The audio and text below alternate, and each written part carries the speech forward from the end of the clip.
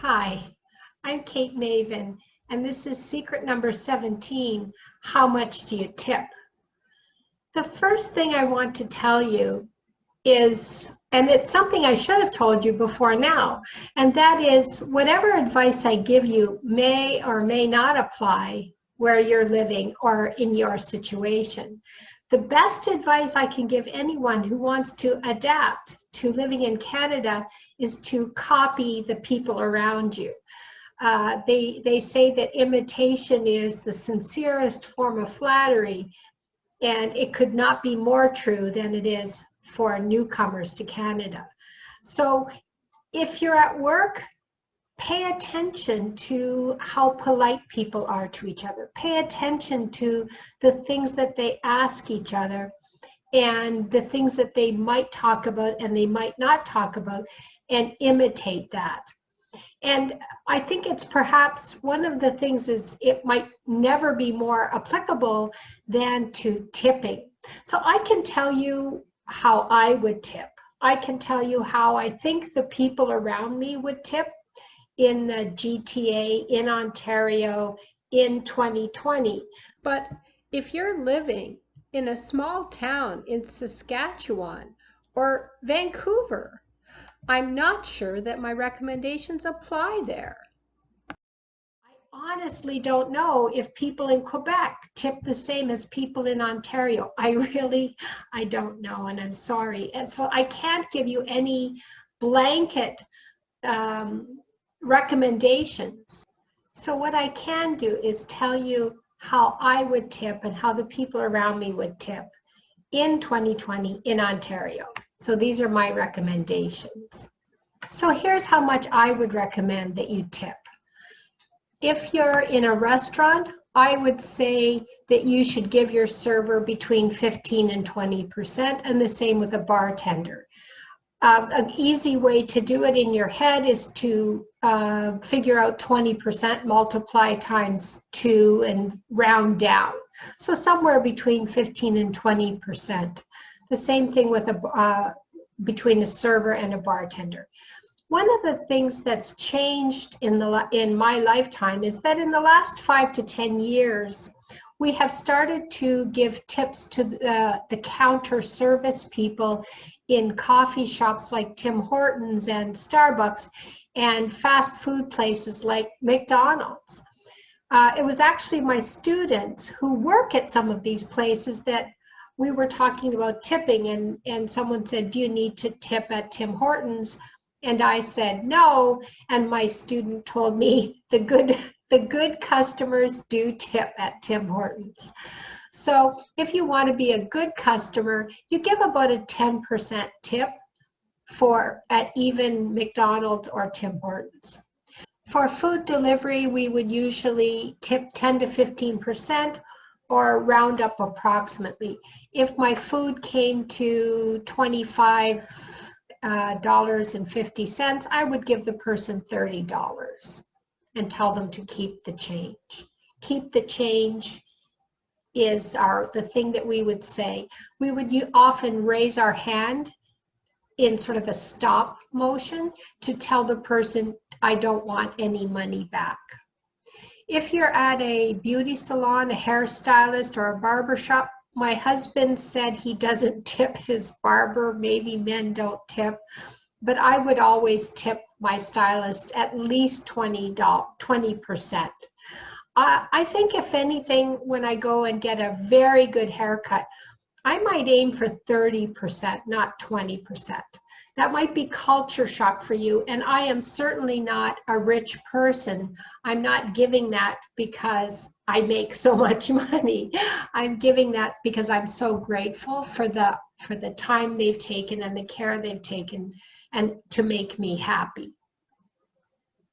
For a taxi or an Uber driver, we say round up about $5. So for example, if your trip costs $26.50, give him or her $30. If it's $29.50, give him or her $35.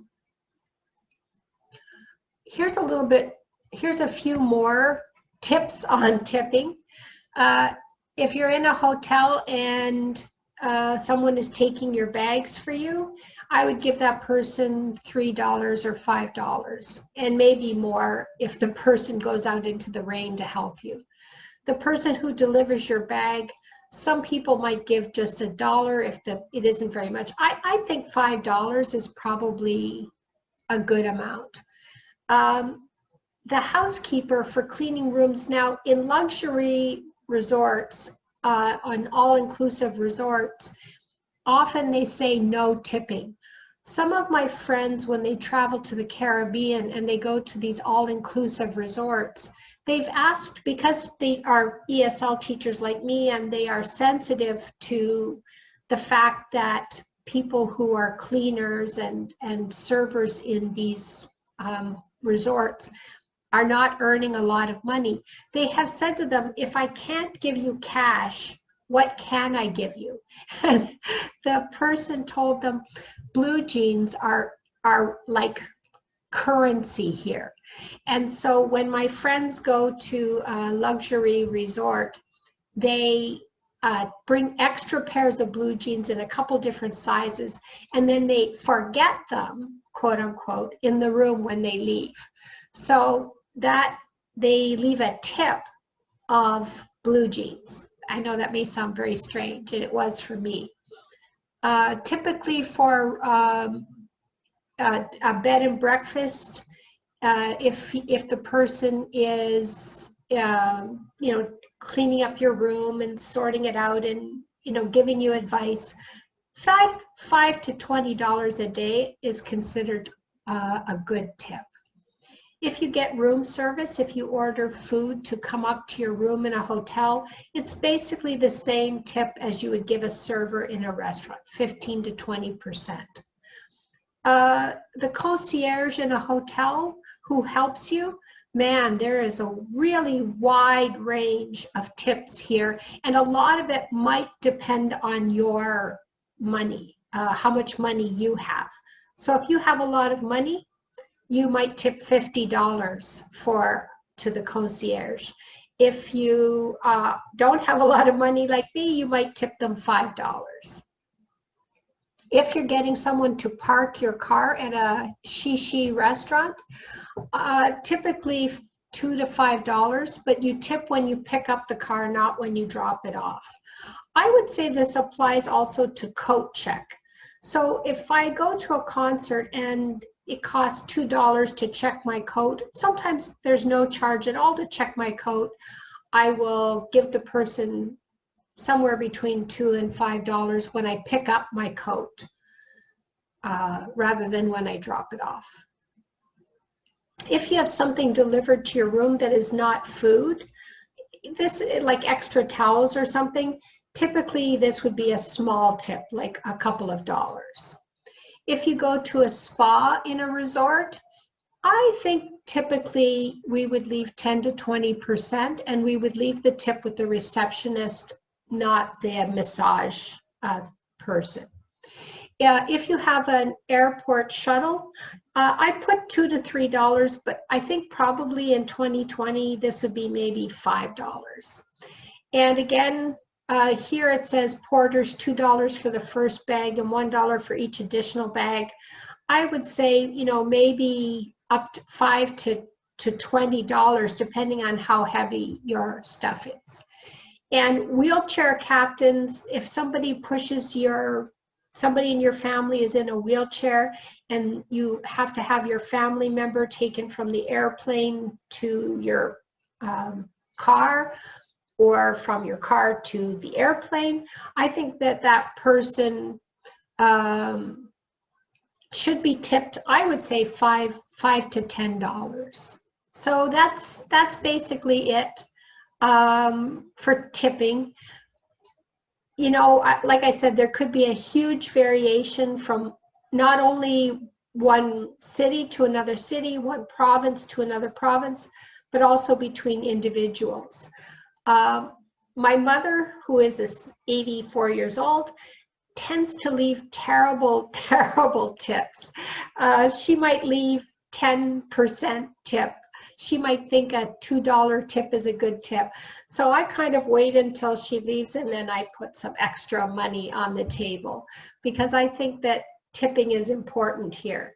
The people you're tipping are usually not very well paid.